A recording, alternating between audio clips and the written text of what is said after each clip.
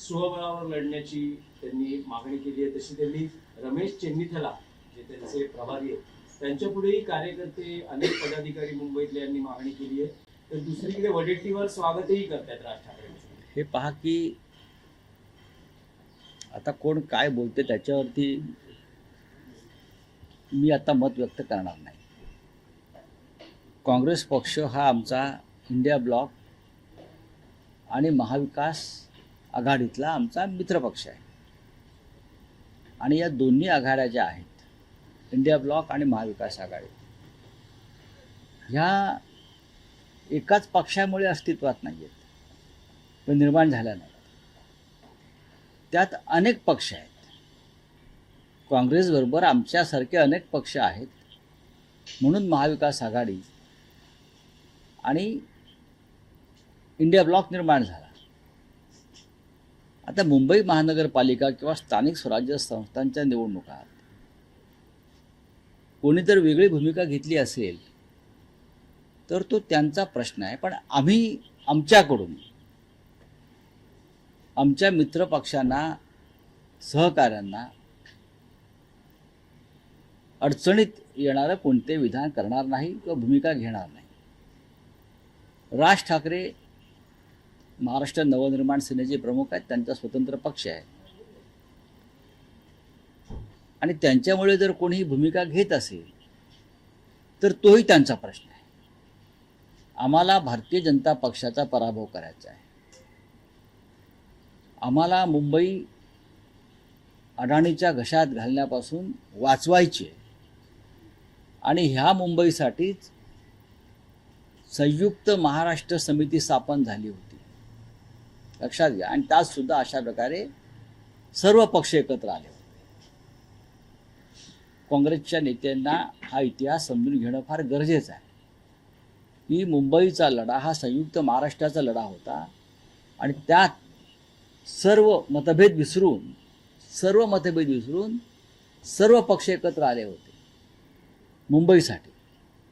आणि आता पुन्हा एकदा साधारण त्याच प्रकारचं संयुक्त महाराष्ट्राच्या लढ्यासारखं वातावरण मुंबईत आहे। आता बिहारमध्ये काय राज ठाकरे आहेत का? काँग्रेसचं आणि कोणतं तेजस्वी यादवचं वाजलं आहे आणि वेगळे वेगळे निवडणुका लढतायत का बऱ्याच ठिकाणी? बिहारमध्ये राज ठाकरे नाही आहेत। बिहारमधला झगडा हा निवडणुका जवळ आला तरी काँग्रेस आणि राष्ट्रीय जनता दलात सुरू आहे। मग तिथे का राज ठाकरे आहेत का तिथे उद्धव ठाकरे आहेत का? आम्हाला हेही नको तेही नको वगैरे ठीक आहे, एक दिवसाचं प्रसिद्धीची वाक्य असतात ती। मुंबई ही महाराष्ट्राची राजधानी आहे, ती मराठी माणसाच्या हातात राहायला पाहिजे आणि म्हणून काँग्रेस पक्षातल्या मराठी नेतृत्वानं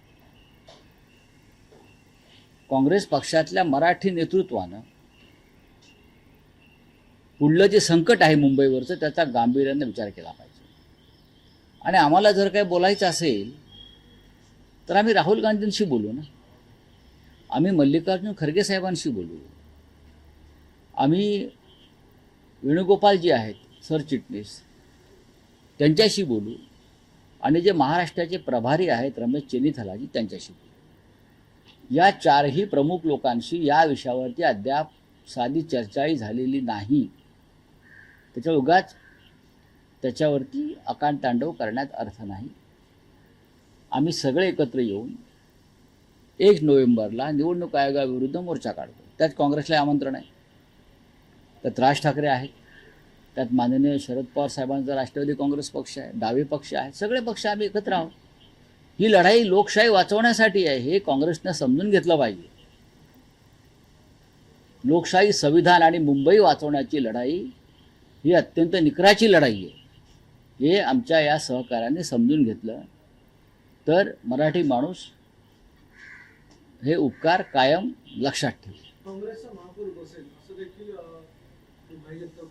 नाही, आम्हाला तर काँग्रेसचा प्रधानमंत्रीच करायचा होता पण नाही होऊ शकला ना। आम्ही इंडिया ब्लॉक निर्माण केला तो आम्हाला राहुल गांधींना प्रधानमंत्री करायचं होतं। आम्ही असं नाही म्हणालो की शिवसेनेचा करायचा आहे किंवा अन्य पक्षांचा करायचा आहे। आमचा विचार, आमची भूमिका स्पष्ट आणि पारदर्शक आहे।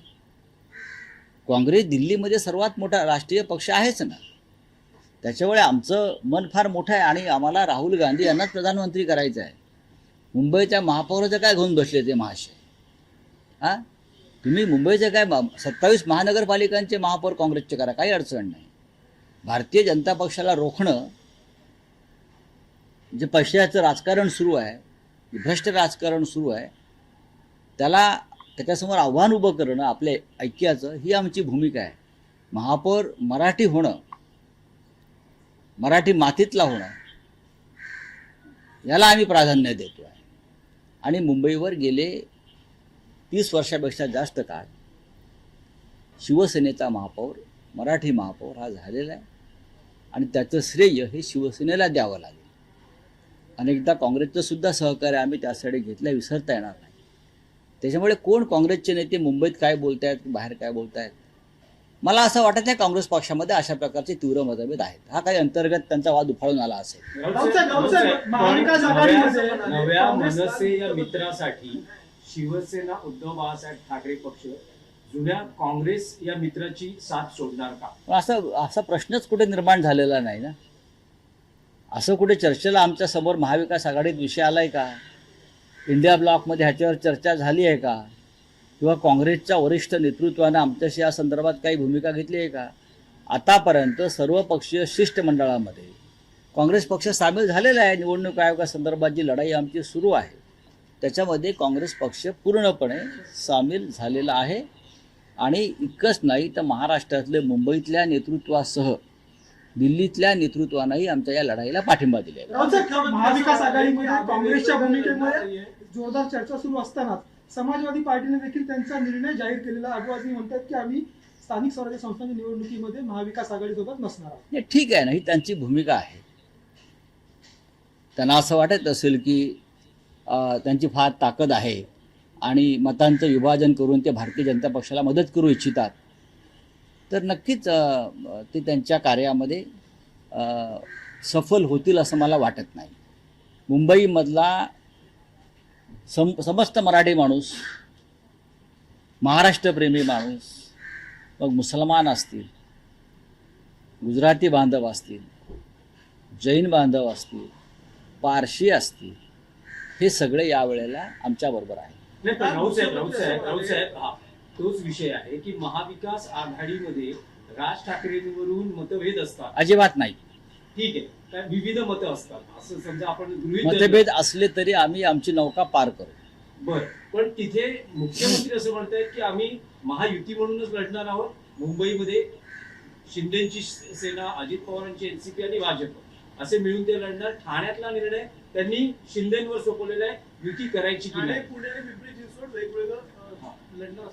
नाही, ह्याच्यामध्ये हा त्यांच्या गटाचा निर्णय जर असेल, कोणते BJP किंवा मिंदे गट, हा त्यांचा विषय, त्यांनी काय करायचं आणि काय नाही करायचं. पण लक्षात घ्या, या सगळ्यांचं लक्ष शेवटी मुंबई आहे. मुंबईतून मराठी माणसाचं अस्तित्व नष्ट करण्यासाठी आम्ही एकत्र आहोत, बाकी इतरत्र नाही. मुंबईत शिवसेनेचा पराभव घडवणं म्हणजे मराठी माणसाचा पराभव घडवणं, याविषयी त्यांच्यामध्ये एकमत आहे. बाळासाहेब ठाकरेंच्या शिवसेनेनं जो भगवा झेंडा कायम मुंबईवर फडकवत ठेवला आहे मराठी माणसाचा, तो उतरवणं हे यांचं अंतिम ध्येय आहे. आणि त्याच्यामुळे ते इथे एकत्र यायला तयार आहेत, मुंबईच्या बाहेर नाही. म्हणजे भविष्यामध्ये ही मुंबई अमित शहा आणि त्यांची कंपन्या अडाणीला आंदण द्यायला सज्ज झालेल्या आहेत. रावसाहेब फडणवीसांनी तुम्हाला इशारा दिला आहे की आम्ही विरोधकांवर बॉम्ब टाकणार. लोकसभा निवडणुकीत तुम्हाला ज्या मतदारसंघांमध्ये लाभ झालाय तिथल्या मतदारसंघातल्या याद्यातला घोटाळा हा पुराव्यांसह बाहेर काढणार. काढा ना, तुम्ही मुख्यमंत्री आहात. आता चोराला चोराचे दरवाजे माहीत असतात ना. हे तर चोरांचे सरदार आहेत. कसल्या धमक्या देत आहे आम्हाला? तुमचे घोटाळे, तुमचे फ्रॉड हे आम्ही सगळ्यांनी पुराव्यासह बाहेर काढले. राहुल गांधीजींनी बाहेर काढले. आता ह्या गमजा बंद करा. राऊतसाहेब, काल अनौपचारिक गप्पांमध्ये मुख्यमंत्री देवेंद्र फडणवीस असं म्हणाले की ते 2029 पर्यंत महाराष्ट्रात मुख्यमंत्री म्हणूनच राहणार आहेत. हो, पण 2029 पर्यंत नरेंद्र मोदी प्रधानमंत्री राहतील का? हा माझा कायम प्रश्न होता आणि आजही आहे. 2029 पर्यंत मोदी प्रधानमंत्रीपदी राहतील का? जर मोदी प्रधानमंत्रीपदी राहू शकले तरच या महाराष्ट्रातल्या राजकारणाचं जे काय गणित मांडतायत ते असेल. माझ्या आकलनाप्रमाणे केंद्रामध्ये भारतीय जनता पक्षामध्ये मोठ्या घडामोडी घडण्याची शक्यता आहे. नाही, पण राऊतसाहेब, केंद्रामध्ये घडामोडी कधी घडतील? कारण केंद्रामध्ये त्यांच्याकडे भले मित्र पक्षांच्या मदतीनं बहुमत आहे, राज्यातही त्यांच्याकडे मोठं बहुमत आहे. असं आहे ना. अशा वेळेस तुम्ही असं कसं तुमचा दावा करू शकता? का दावा करू शकत नाही? राजकारण आणि बहुमत हे फार चंचल असतं. बहुमत हे त्यापेक्षा चंचल असतं. आणि महाराष्ट्रातलं बहुमत हे खरं बहुमत नाही आहे. स्वतः फडणवीस यांना शिंदेचा पक्ष फोडायचा आहे आणि फडणवीसांना त्याचवेळी अजित पवारांचाही पक्ष फोडायचा आहे, लक्षात घ्या. आणि त्याचे भूगर्भातले धक्के हे सुरू झालेले आहेत. फडणवीसांना स्वयंभू राज्य करायचं आहे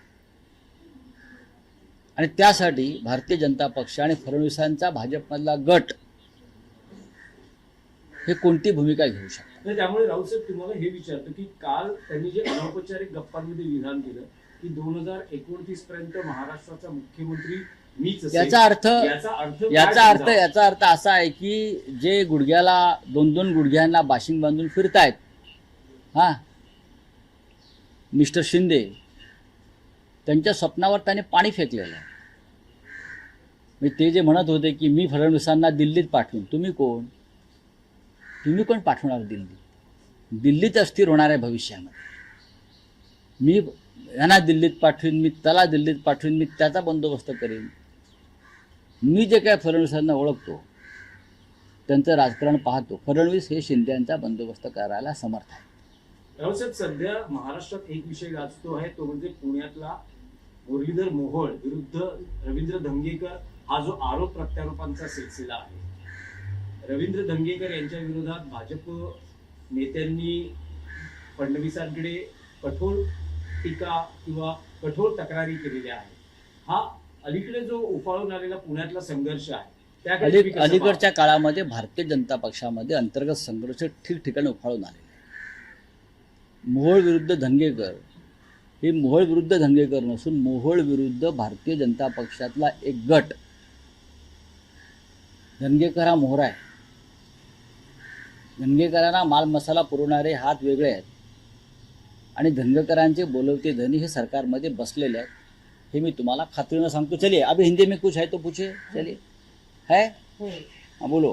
सर, देशव्यापी जो SIR जो है नवंबर से चरणबद्ध नहीं, रूप ठीक में है, शुरू होने जा तो रहा है. होने दो ना. चलो, बाकी कुछ नहीं तो छोड़ दीजिए. सोबत घ्यावं की नाही यावर काँग्रेसमधून प्रतिक्रिया उमटतात. काल भाई जगतापांनी बघितलं तर त्यांनी म्हटलं ना उद्धव ठाकरे ना राज ठाकरे, स्वबळावर लढण्याची त्यांनी मागणी केली आहे. तशी त्यांनी रमेश चेन्नीथला जे त्यांचे प्रभारी आहेत त्यांच्यापुढेही कार्यकर्ते अनेक पदाधिकारी मुंबईतले यांनी मागणी केली आहे. तर दुसरीकडे वडेट्टीवार स्वागतही करतात राज ठाकरेंचं. हे पहा की आता कोण काय बोलते त्याच्यावरती मी आता मत व्यक्त करणार नाही. काँग्रेस पक्ष हा आमचा इंडिया ब्लॉक आणि महाविकास आघाडीतला आमचा मित्रपक्ष आहे आणि या दोन्ही आघाड्या ज्या आहेत, इंडिया ब्लॉक आणि महाविकास आघाडी, ह्या एकाच पक्षामुळे अस्तित्वात नाही आहेत, पण निर्माण झाल्या नाही. त्यात अनेक पक्ष आहेत. काँग्रेसबरोबर आमच्यासारखे अनेक पक्ष आहेत. म्हणून महाविकास आघाडी आणि